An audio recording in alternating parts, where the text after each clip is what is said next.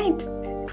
Welcome to Code Red When Medical Tech Fails, the podcast where we break down real world tech failures and their consequences in a way that's easy to understand. Today, we'll be talking about a major failure in the Philips Mobile Cardiac Outpatient Telemetry System, a software malfunction that prevented critical heart alerts from reaching doctors, putting patients at risk. But before we get into the details, let's introduce the team. Hi, my name is Abisha Arshi. Hi, I'm Ryan Calais. Hi, my name is Juan Pablo Canelo. I'm Ann Cho. And I'm Jonathan Wunday.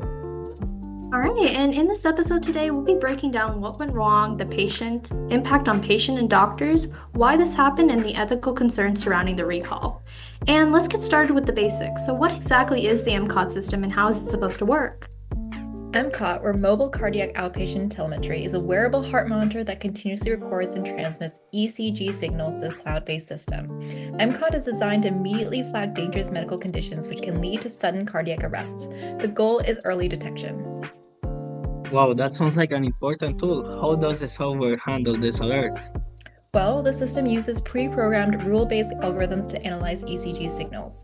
If it detects irregular heart activity, it's supposed to flag an alert directly to a cardiology technician or a monitoring center for review through Philips' secure data transmission software.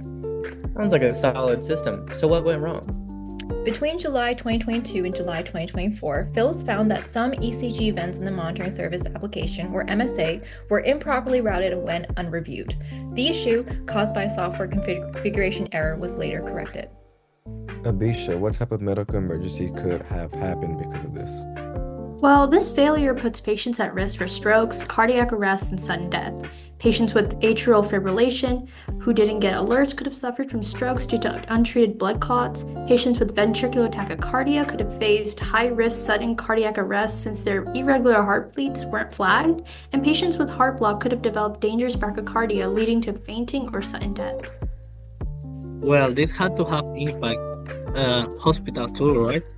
Yes, doctors and hospitals relied on MCOT to alert and monitor high-risk patients, but when those alerts failed, many assumed that their patients were stable, sometimes leading to a misdiagnosis. Philips offered to address these issues and recover missed ECG events by reprocessing the monitoring data. The prescriber response site lets providers view impacted patients and request a summary report that will compare the new and old findings. Juan, can you tell us more about what caused this failure in the first place?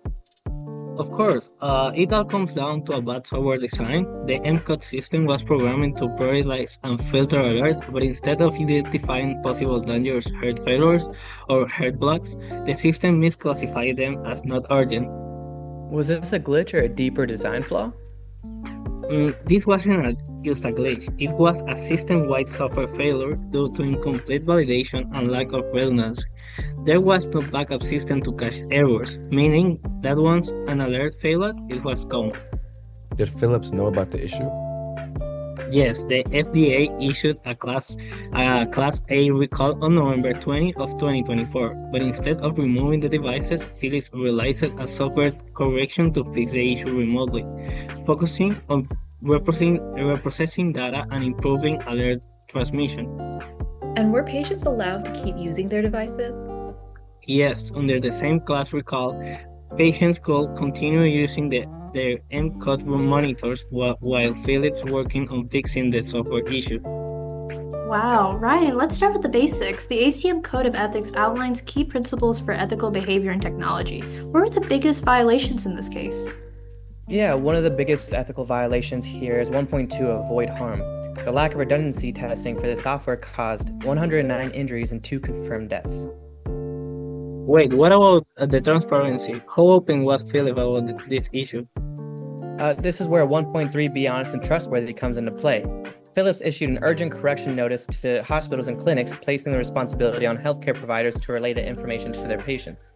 So patients were still using the device? Yes, this ties into 1.7, respect privacy. Patients should have directly notified that their devices might not be working as expected.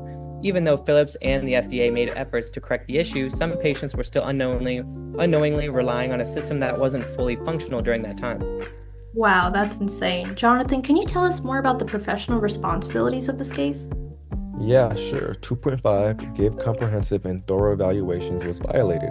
Rather than performing real-world validation, Philips relied on automated software checks that focused only on whether the system was receiving ECG data. So Philips basically ran incomplete tests that didn't account for how their software functioned in real medical situations. Exactly. Proper software validation in the medical field should include stress testing for edge cases, ensuring that high-risk alerts are always prioritized and delivered, and Philips failed to do this.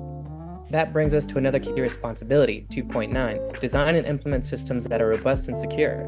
When the alert system failed, there was no backup in place to detect and correct the issue, meaning thousands were simply lost in the system. So the software had a single point of failure, and Philips didn't build a backup system to catch the error. Exactly. In critical medical software, a properly designed system would have multiple layers of fail-safes, but Philips' MCOT system had no such safety net. And that ties into another key principle, 2.6, perform work only in areas of competence. This guideline requires software professionals to follow the best practice and only take work they are fully qualified for. So they pushed out a software update affecting thousands of patients without verifying that it actually worked. Exactly. If Philips had followed the expected standards, they would have made sure that all software patches went through testing before deployment. Instead, they failed to do this. Wow, now let's talk about the role of leadership in preventing failures like this. Jonathan, how does the ACM Code of Ethics address leadership responsibility in technology? Great question. The ACM Code of Ethics 3.1 ensured that public good is the central concern.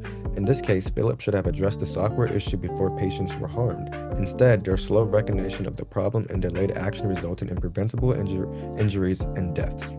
So Philips eventually responded with a software correction and data reprocessing options, but shouldn't they have had systems in place to prevent this from happening in the first place? Indeed, 3.4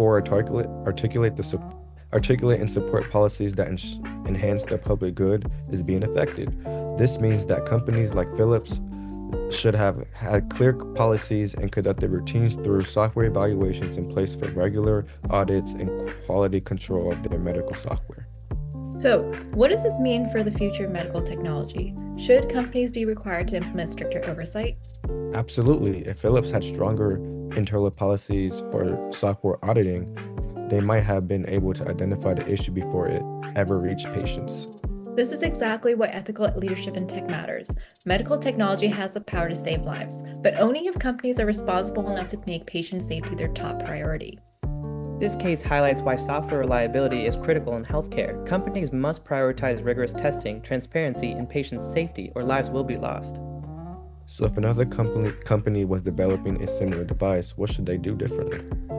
First, they should have multiple fail-safes layers. Second, patients should always be notified if their device has issues. Finally, more regulation is needed to ensure that these failures don't happen again. Well, thank you for tuning in to Code Red, where our medical tech fails. We appreciate you for joining us for this discussion, so stay curious, stay informed, and we'll catch you next time. Bye. Bye. Bye!